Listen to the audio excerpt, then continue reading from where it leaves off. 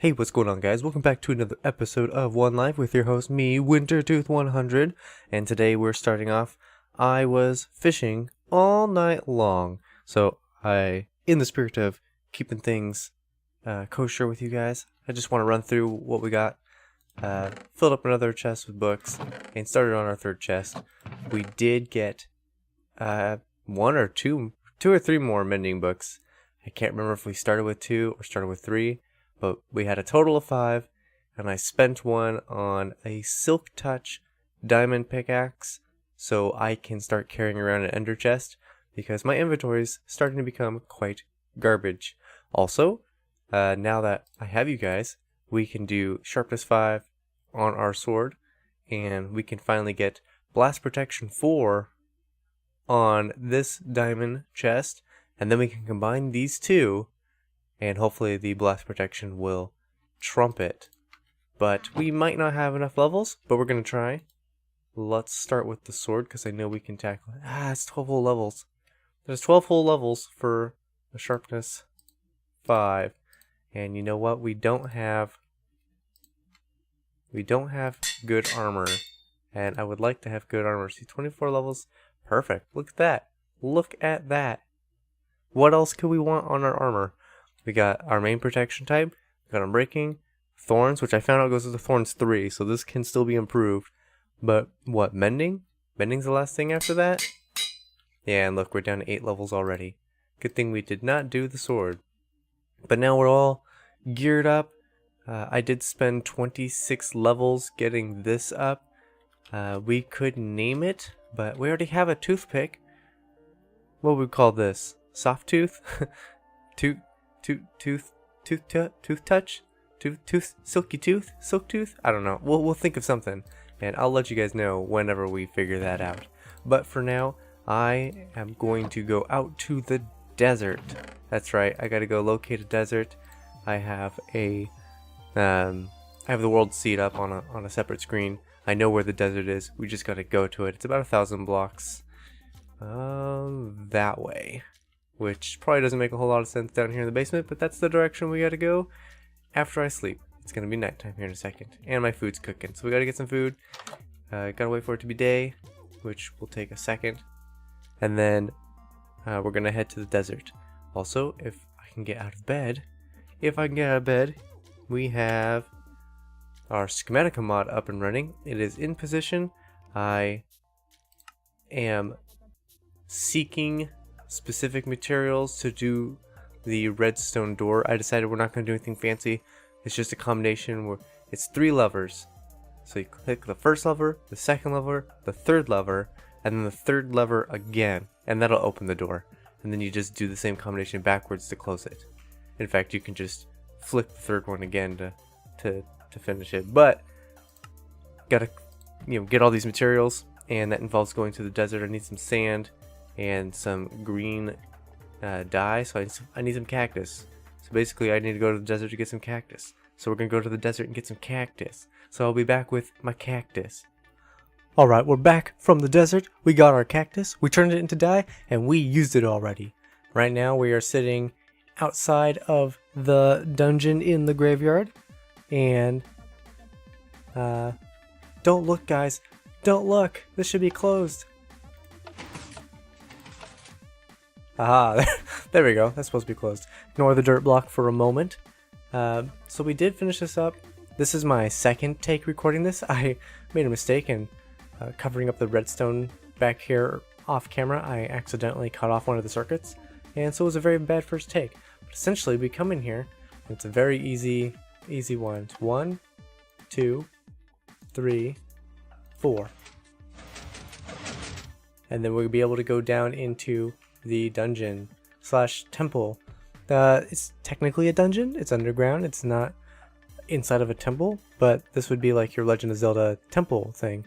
And then to close it, you flick that switch, and then to totally reset it, you then flick the second and first, and then the third, and it's completely reset at that point. Back to its starting position with all the redstone.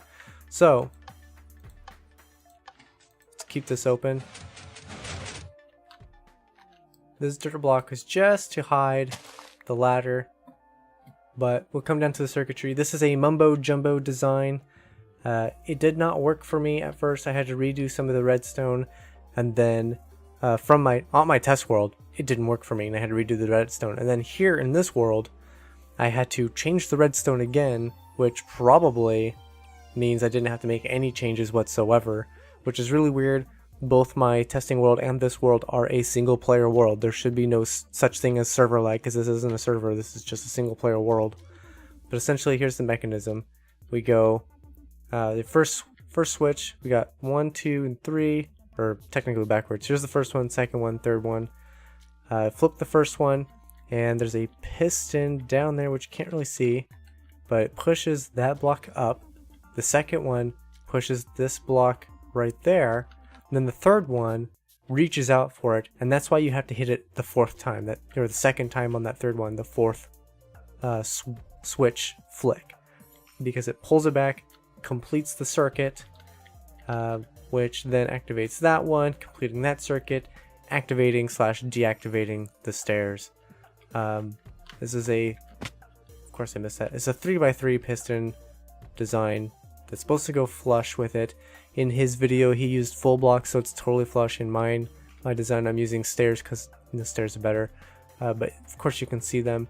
But the whole floor is kind of like that, so it kind of works out. Anyway, we're going to bring some stairs down. We'll come down a little bit, and we'll start building our dungeon down here. So give me a moment. Let me put together some kind of concept for it, a theme, or patterns for walls, things like that. Let me get something worked out, and I'll see you guys back down here.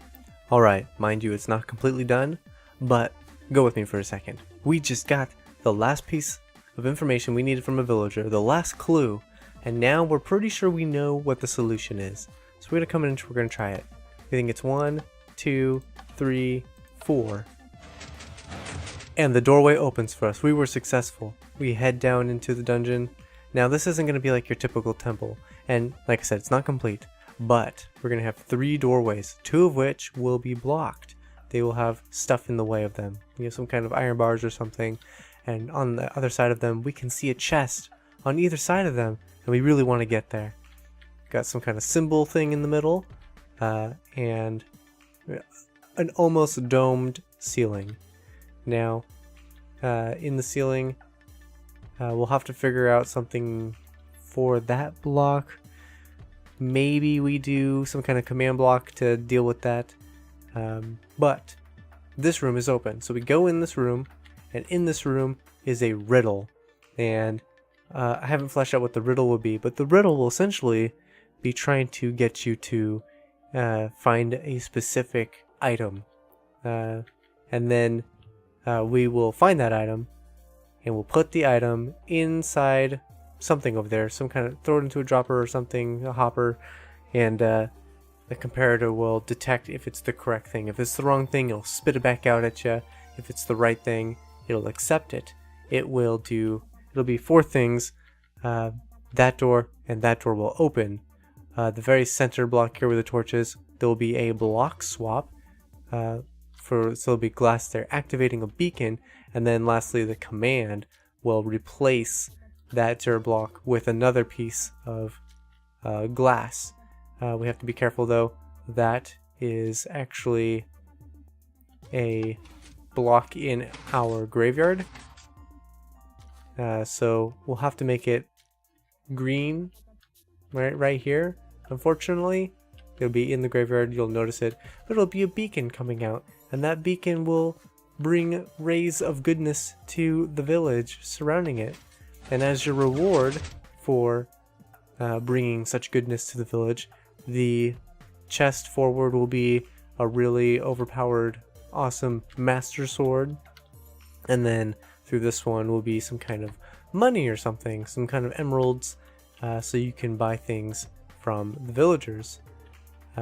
Obviously though, we're going to need a block swapper. We'll have to get a beacon. We'll have to pop into creative mode for a moment for a command block to do that. So still a lot of things that actually literally need to be done here, but it's not It's not impossible. We could get it done. It takes some hours of grinding, which is why I have not done it in this episode. We have already reached the end of this episode, believe it or not. So, with that, ladies and gentlemen, I'd like to thank you for watching. If you liked, please leave a like. Subscribe if you haven't. And be sure to check out the links down below. You can find my link to Patreon. You can become a Patreon today. And all Patrons will receive downloads for all adventure maps that I build. This is just a small taste of what those maps will contain. You will get monthly, bi-monthly downloads for what I call standalone adventure maps, which are very one temple-ish maps.